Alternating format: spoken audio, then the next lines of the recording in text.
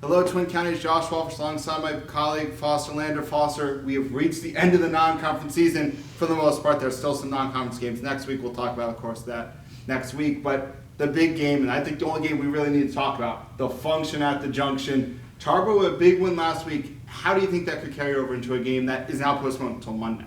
Well, beating Southern Nash and beating another rival, that always helps. But it felt like last week that was a game that Tarboro really didn't have a whole lot of business winning, but they found a way, which is kind of what Tarboro does.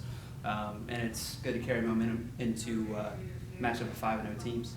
Meanwhile, Southwest Edgecombe, sorry Cougar fans, they probably played their best game of the season last week, beating Bertie 54-6 at home. They looked dominant. They looked like the team that we expect them to be out of the gate week one. And there's a lot of confidence brewing in Pine Tops. Despite the fact that there are some injuries here and there, they're still kind of a little bit banged up. A Monday game times will be very helpful for them. Get a little bit healthier, get a little bit fresher, particularly some of their players that are still playing through some dinged up injuries. But I'm curious from your perspective with Tarboro, what are some things that concern you about the Vikings heading into this matchup? The biggest thing, and we've said it before about Marcus Williams all year, but nobody's really stopped him yet. People maybe have slowed him down a little bit, and Tarboro has guys that can stop the run. But if they can't slow him down at least a little bit, I mean, he's put up 800-something yards through the first 4 games, and I don't know how much he had last week. But if they can even slow him down a little bit and maybe get the Cougars off the field, Tarboro has a chance.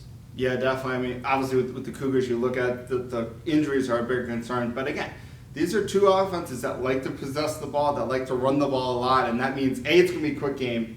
Thank you very much. But more importantly, this could be a game where it comes down to the team that either makes the crucial stop or can just score last. And in that perspective, Southwest being at home, going to be a raucous environment in Pine Tops. Last time these two teams were both undefeated heading into this matchup, 2009.